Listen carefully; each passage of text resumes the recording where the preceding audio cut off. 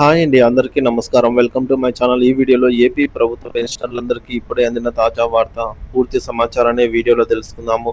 Video ఇక్కడే కానీ skip చేయకుండా ఎండ్ వరకు చూసేయండి. అప్పుడే ఇన్ఫర్మేషన్ పూర్తిగా అర్థమవుతుంది. అలాగే వీడియో చూస్తున్న ప్రతి ఒక్కరు వీడియోకి లైక్ చేయండి ఫ్రెండ్స్. వీడియోని తోటి పెన్షనర్ మిత్రులతో అయితే షేర్ చేయండి. కొత్తగా మన ఛానల్ చూస్తున్నవారు ఇంకా ఎవరైనా సబ్స్క్రైబ్ చేసుకోకుంటే వెంటనే మన ఛానల్ని సబ్స్క్రైబ్ చేసుకోండి. దీని ద్వారా నేను చేసే లేటెస్ట్ వీడియోస్ అన్నీ మీ వరకు రీచ్ అవుతాయి. ఇక ఆలస్యం చేయకుండా వివరాల్లోకి అయితే వెళ్ళిపోదాము. ఫ్రెండ్స్, ఇక విషయానికి వచ్చినట్లయితే ఈహెచ్ఎస్ పెన్షనర్ల ఆవేదన పరిష్కారం ఎప్పుడు? విశ్రాంత ఉద్యోగులు తరచుగా అడుగుతున్న ఒక ముఖ్యమైన ప్రశ్న ఉద్యోగుల ఆరోగ్య పథకమైనటువంటి ఈహెచ్ఎస్ కోసం మా పెన్షన్ నుంచి నెల నెల చందా సబ్స్క్రిప్షన్ వసూలు చేస్తున్నారు. అయితే కొంతమంది నుండి 300, మరి కొంతమంది నుండి 225కు ఎందుకు తగ్గిస్తున్నారు? ఈ తేడా వలన మాకు అందే వైద్య సేవల్లో కూడా ఏమైనా తారతమ్యాలు ఉంటాయా అనేది ఈ సందేహాలను నివృత్తి చేసుకుంటూ ఈహెచ్ఎస్ పథకం ఎదుర్కొంటున్న తీవ్ర సమస్యలను వివరంగా చర్చిద్దాం. చందాలలో తేడా, వైద్యంలో తేడా ఉంటుందా? మరి ముందుగా చందాలో ఉన్న తేడాకు గల కారణాన్ని స్పష్టంగా అర్థం చేసుకుందాము. మొదటిది గ్రేడ్ ఆధారిత చందా. ఉద్యోగి పదవీ విరమణ చేసే నాటికి ఉన్న పే స్కేల్ ఆధారంగా వారి గ్రేడ్ నిర్ణయించబడుతుంది. ఈ గ్రేడ్ ప్రకారమే వారి నెలవారీ చందాలో తేడా ఉంటుంది. ఉన్నత గ్రేడ్లో పదవీ విరమణ చేసిన వారికి 300, దిగువ గ్రేడ్లో పదవీ విరమణ చేసిన వారికి 225 చొప్పున వారికి పెన్షన్ నుండి మినహాయిస్తారు. గ్రేడ్ అండి. ఇక వైద్య సేవల్లో సమానత్వం. చందాలో తేడా ఉన్నంత మాత్రాన వైద్య సేవల్లో ఎలాంటి తారతమ్యం అయితే ఉండదని స్పష్టమవుతోంది. రెండు గ్రేడ్ల వారికి కూడా ఒకే రకమైన వ్యాధులకు ఒకే రకమైన చికిత్స ప్యాకేజీలు వర్తిస్తాయి. వైద్య నాణ్యతలో కానీ చికిత్స లభ్యతలో కానీ ఎలాంటి మార్పు అయితే ఉండదు. మరి గది కేటాయింపులో మాత్రమే తేడా. గది అంటే రూము. ఈ గ్రేడ్ల మధ్య ఉన్న ఏకైక తేడా ఏంటంటే హాస్పిటల్లో చేరినప్పుడు గది కేటాయింపులో మాత్రమే తేడా కనిపిస్తుంది. 300 చందా చెల్లించే వారికి సింగిల్ రూమ్ ప్రత్యేక గది కేటాయిస్తారు. 225 చందా చెల్లించే వారికి ఇద్దరు ఉండే గది షేరింగ్ రూమ్ కేటాయిస్తారు, అంతే. ఇది మినహా చికిత్సకు సంబంధించినటువంటి ఏ విషయంలోనూ వ్యత్యాసం అయితే ఉండదు. ఈహెచ్ఎస్ వాస్తవ పరిస్థితి మరియు పెన్షనర్ల కష్టాలు. చందాలో తేడా ఉన్న విషయము అయినా అసలు ఈహెచ్ఎస్ ఈ పథకం అమల్లోనైనా తీవ్రమైన లోపాలున్నాయి. ఇది పెన్షనర్లను తీవ్ర ఆందోళనకు, ఆర్థిక ఇబ్బందులకు గురి చేస్తోందని చెప్పాలి. పేరుకే నగదురహిత వైద్యం, క్యాష్లెస్ ట్రీట్మెంట్, యూజ్లెస్ ట్రీట్మెంట్ అయితే అంటున్నారండి. ఎందుకో ఏమిటనేది ఇప్పుడు చూద్దాము. ప్రభుత్వం GO MS number 86 dated on 25th December 2016 ప్రకారంగా ప్రభుత్వం మరియు ఉద్యోగుల వాటాను 50-50గా మార్చినప్పటికీ ఆచరణలో నగదు వైద్యం అనేది ఒక కలగానే మిగిలిపోయింది.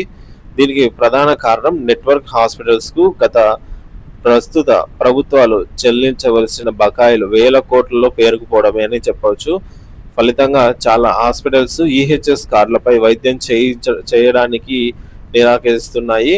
కొన్ని చోట్ల కేవలం కంటి, పంటి సమస్యలు మాత్రమే వైద్యం అందిస్తున్నారు.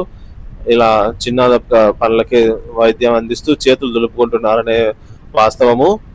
ఇది పెన్షనర్లను తీవ్ర నిరాశకి అయితే గురి చేస్తోంది. అంటే వారు ఎన్నో హోప్స్ పెట్టుకుంటారు, కానీ ఈ విధంగా డబ్బులు పెట్టే చేయించుకోవాల్సిన పరిస్థితి నెలకొంటుంది.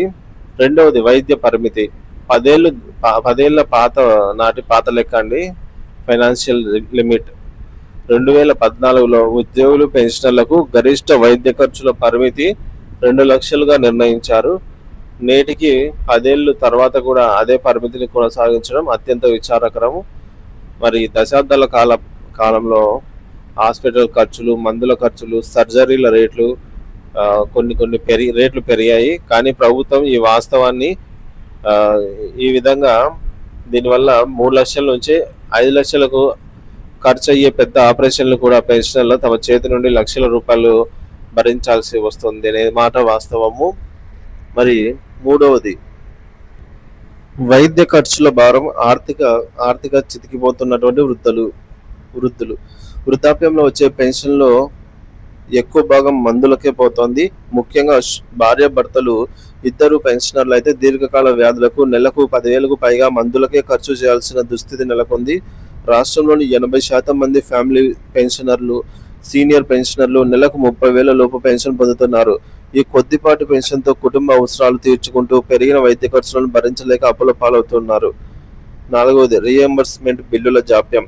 నగదు రహిత వైద్యం అందక తప్పనిసరి పరిస్థితుల్లో సొంత డబ్బులతోనే వైద్యం చేయించుకొని రీఎంబర్స్మెంట్ కోసం దరఖాస్తు చేసుకుంటే ఆ బిల్లులు సంవత్సరాల తరబడి మంజూరు కావటం లేదు. దీంతో అత్యవసరానికి చేసిన అప్పులకు వడ్డీలు కట్టలేక పెన్షనర్లు మానసికంగా కృంగిపోతూ ఉన్నారు.